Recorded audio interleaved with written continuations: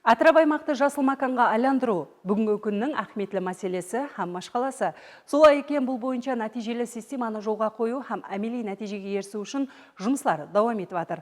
Қожелі райондағы Саманкөл ауыл бұқаралар жиыны аймағында жайласқан мемлекеттік тоғай қожалығының тәжірибе майданшасында Қарақалпақстан Республикасы Жоғарғы кеңесі, министрлер кеңесі, Қарақалпақстан Республикасы экология һәм қоршаған ортақты қорғау комитеті, Республика тоғай қожалығы комитеті, район хакімлігі һәмде бір қатар тиесілі шөлкемелердің қауындерлігінде 5 июнь дүния жүзілік қоршаған орталықты қорғау күніне бағышланып, экологиялық акция өткерілді.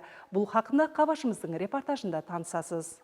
Бұл күн 1972 жылы 5 июньда қоршаған орталықты қорғау бойынша Стокгольм қаласында өткерілген конференцияның резолюциясына текарланып қабыл етілген. Бұл күннің белгіленуі әрбір инсанды қоршаған орталықты қорғау үшін өз үлесін қосуға үндейді. Өткерілген акцияда сөзге шыққандар бүгінгі белгіленіп отырған байрамның 50 жылдық тарихқа ие екендігіне тоқталып, район хакіміне Өзбекстан Республикасының 2 томлық қызыл кітабын сауға сыпатында тапсырды. Бұнан соң илаж қатынасушылары районда тәжірибе сыпатында жетістіріліп отырған лаванда, павлония, годжи һәм басқа да сырттан алып келінген өсімдіктердің өсіп рауаждануы менен жақыннан танысты. Қанегелер су егілердің экология һәм инсан саламатлығы үшін пайдалы тәрептері туралы мағлұматлар берді. Bu yerda mana 3 turdagi noyob chetdan kelib olib kelingan o'simliklar ekilgan. Bundan hozir mana ikkitasini ko'rishimiz mumkin. Yonida demak lavanda hamda pavloniya o'simliklari o'tgan yil 2021-yil may oyida O'zbekiston Ekologiya partiyasi, O'rmon xo'jaligi davlat qo'mitasi hamda davlat ekologiya qo'mitasi tomonidan tashkil etilib ekilish ishlari amalga oshirilgan. Mana jonli ko'rish mumkin.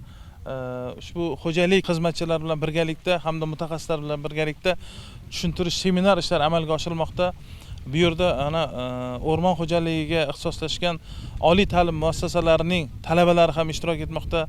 Ushbu talabalarda hozirgi kunda mana davlat rahbari tomonidan demak imkoniyatlar yaratilganki, qaysi ma'nodanki 3-4 kurs talabalari ushbu amaliyotlarda bemalol o'zlari ishtirok etib, kerak bo'lsa bir mehnat shartnomalarini tuzib, o'zlarini kelgusidagi bir ilk qadamlarini qo'yish imkoniyati hozir davlat siyosati darajasida juda keng qaratilgan. Shundan keng foydalangan holda ham biz ushbu tadbirni tashkil etdik. Agar respublika bo'yicha ahamiyat beradigan bo'lsak, bugungi 5-iyun sanasi keng nishonlanmoqda. Barcha respublika hududlarida, barcha tashkilot, idoralar, vazirliklar darajasida, tarmoqlar darajasida nishonlanmoqda.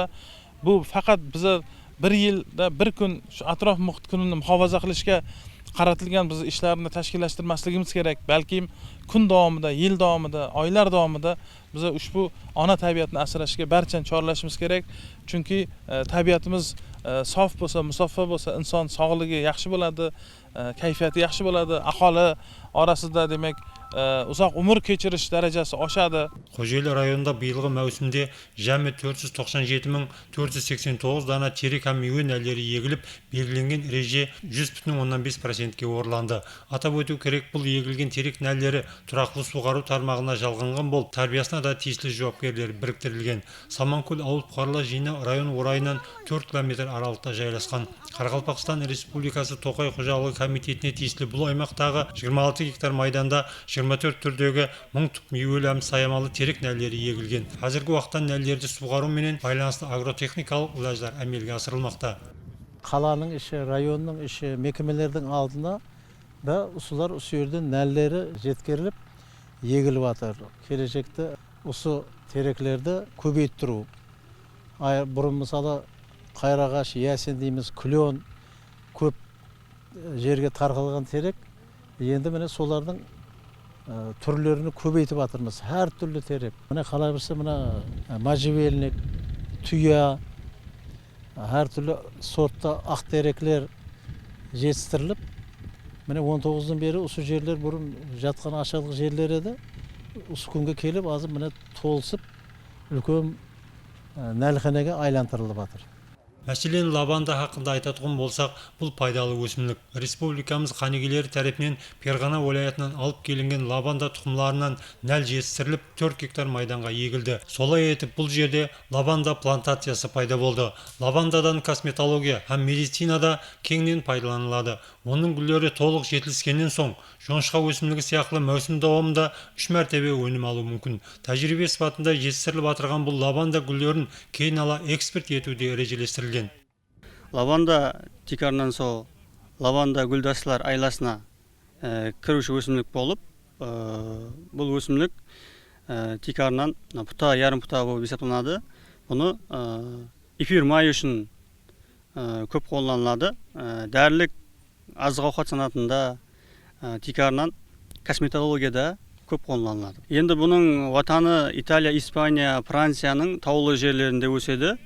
Орта деңіз бойларында 25-тен зият түрі бар болып есептелінеді. Қазірде лаванданың лаванда агнистофолия деген түрі егіледі. Майда жапырақлы деп айтылады бұл. Бұл енді гүлдеу дәуірі мысалы май, июнь айларына тура келеді. Бұның тамырлары шашақлы болып 2 метрге дейін жерге кіру қабілетіне ие, һәм бір түптен 400-800 шақа шығарады. Бұл енді құрғақшылыққа шыдамлы, кейіннен -30 градус суыққа да шыдамлы есептелінеді. Лава, яғни латыншада тыныштандырушы деген мәністі аңлатады. Егер біздер фармацевтикада, косметологияда бұның технологиясын әкеп іслеп шығарсақ, жүздегі майлы, жүздегі дақларды кетіру, һәм жүздегі клеткаларды ашу қабілетіне ие екен.